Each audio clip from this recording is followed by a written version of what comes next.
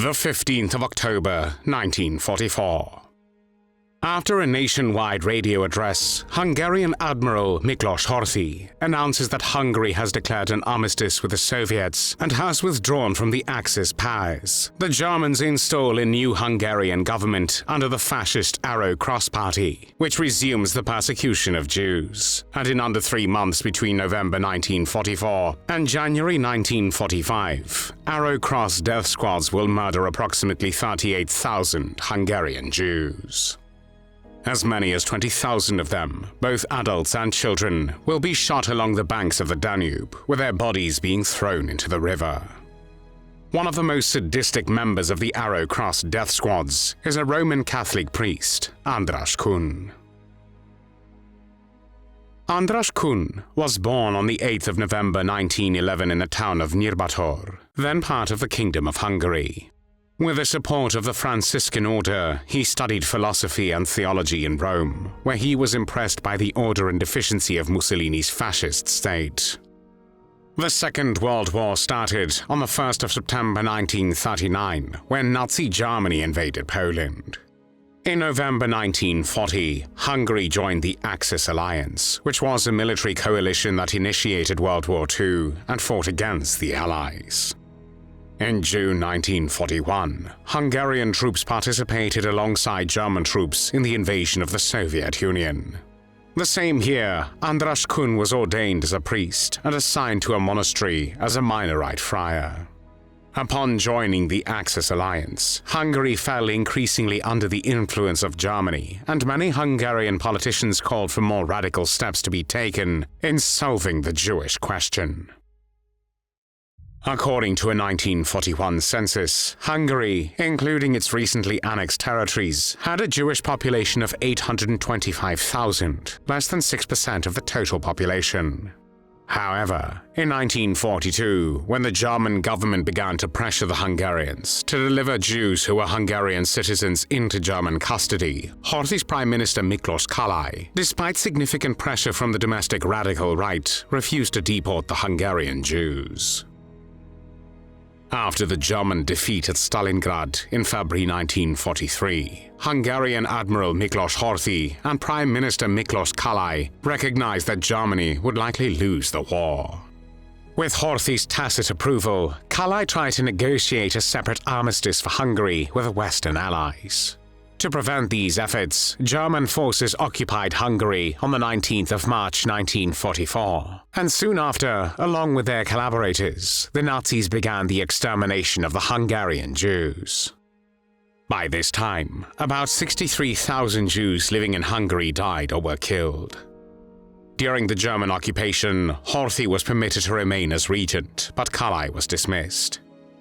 The Germans installed General Derme Stolyai as Prime Minister, who had previously served as Hungarian Minister to Berlin and was fanatically pro-German. He quickly legalized the Arrow Cross, which was banned by the Horthy leadership on the outbreak of World War II, and committed Hungary to continuing the war effort. In addition, Stolyai cooperated with the Germans in their efforts to deport the Hungarian Jews.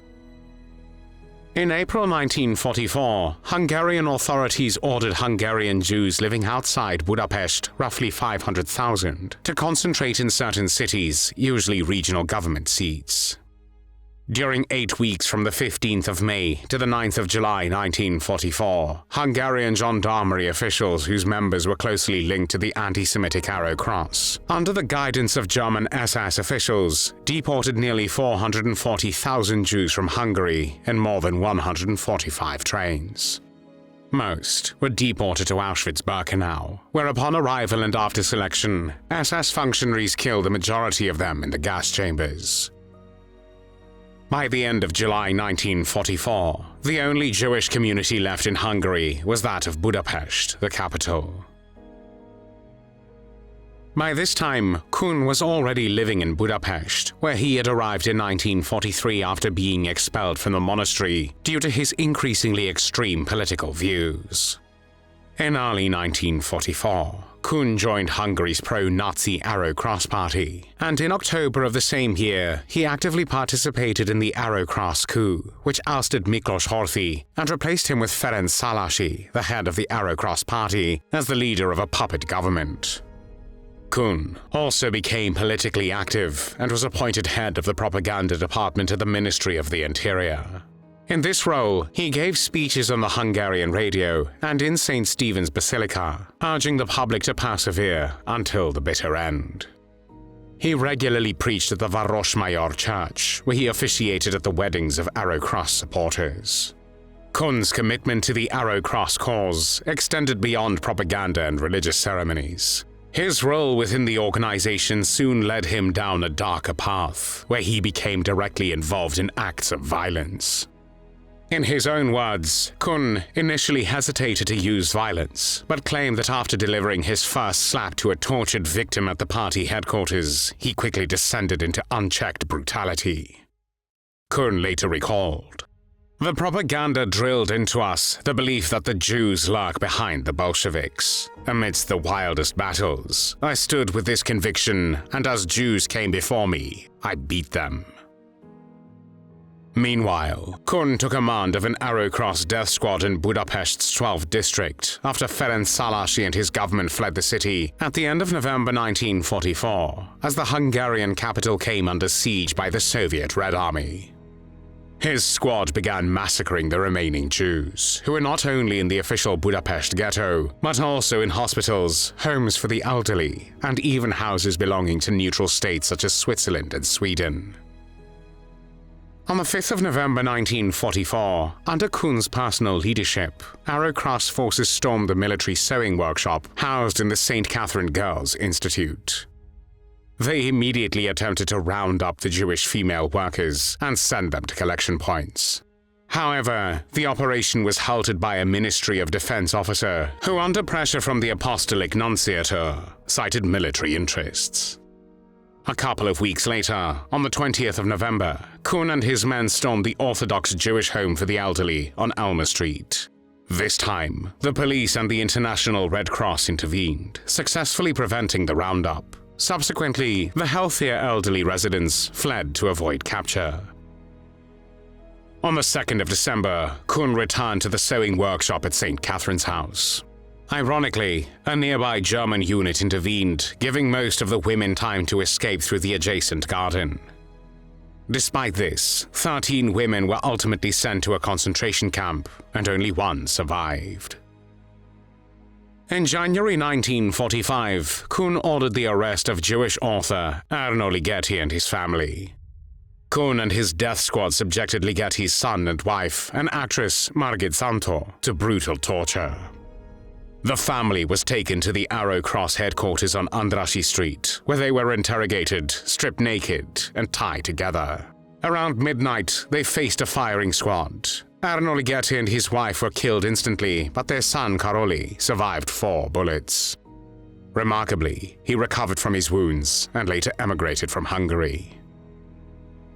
On the 12th of January 1945, 92 patients of the Chevra Kadisha Hospital on Maros Street were executed by Kun's squad. The hospital, which operated under protection papers issued by the Red Cross to safeguard it from attacks, had also been sheltering refugees.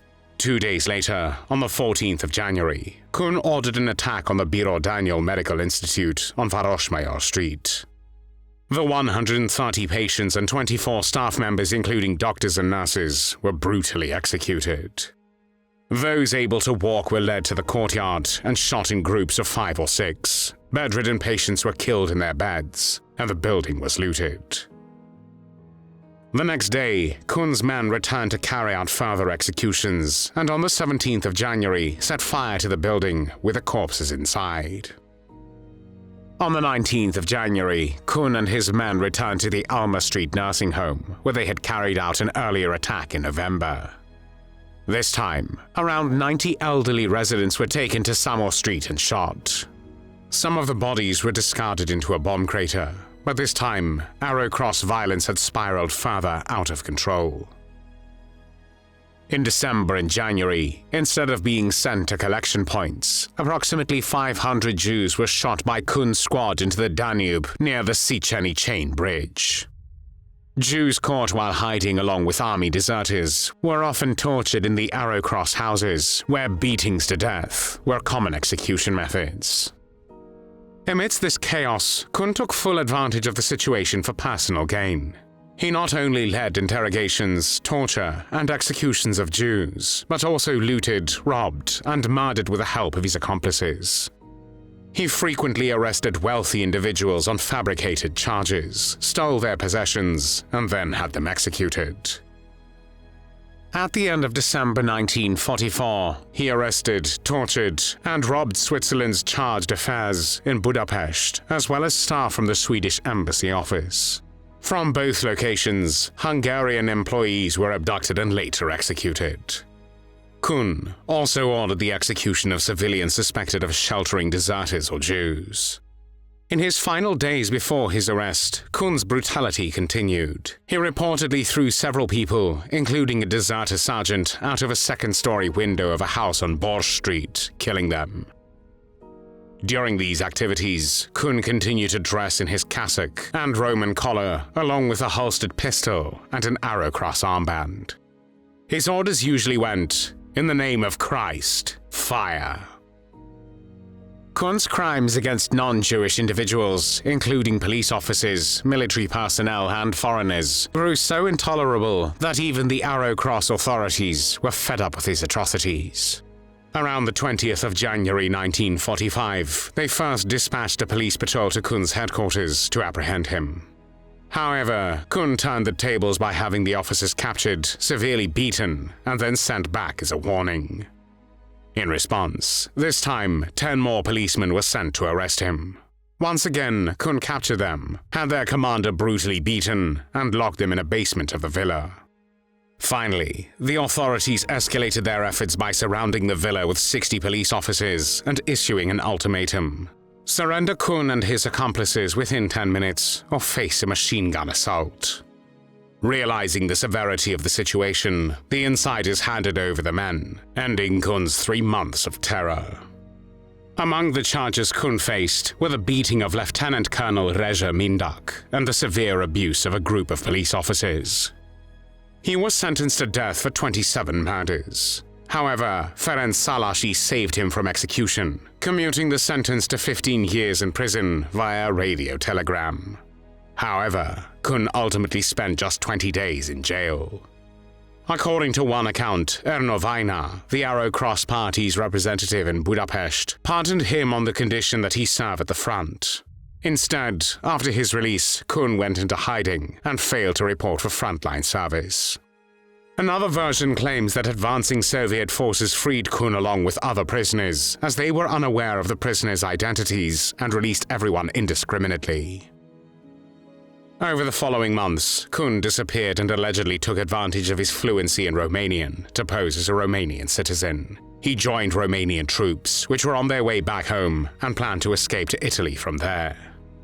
However, on the 3rd of August 1945, while still on the Hungarian side of the border, Kun was captured by the border guard and several weeks later was transported back to Budapest to face trial. Kun's case was heard on the 19th of September 1945 by a Hungarian People's Tribunal, where he was tried for 500 murders. On the same day, he was found guilty and sentenced to death by hanging. On the day of his execution, Kun gave an interview to journalist Rezsa Sermai. In the interview, Kun admitted to beating Jews but denied killing anyone, claiming he had been falsely convicted. He went so far as to say that he considered himself even more of a victim than any of the Jews murdered in the Holocaust. When Sermai remarked that Kun's treatment of his victims displayed clear signs of sadism, Kun replied, "This perversion exists in a dormant state in every soul." When asked if it existed in his own soul, Kun responded, "If it did, then it was dormant. I was not conscious of it." András Kun was 33 years old when he was hanged on the 19th of September 1945 in Budapest.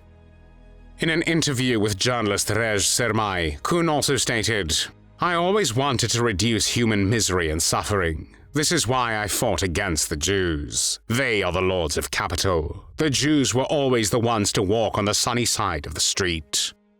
One can only wonder what the more than 500,000 Hungarian Jews murdered in the gas chambers of Auschwitz or drowned in the Danube River would make of such a statement. There were no tears shed for András Kun.